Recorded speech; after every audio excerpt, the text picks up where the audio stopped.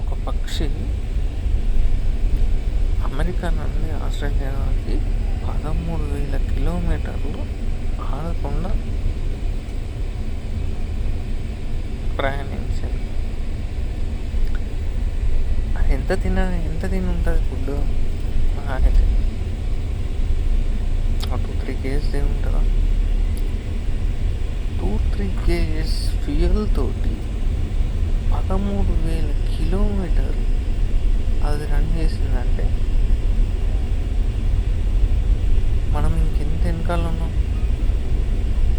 అంటే ఈ నేచర్లో ఒక 3-4 కేజెస్ ఆఫ్ వెయిట్ తోటి మనం ఒక 13,000-15,000 కిలోమీటర్లు రన్ చేయగలిగేంత శక్తి ఉంది అందులో.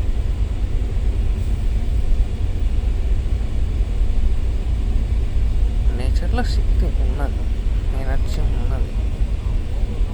దాన్ని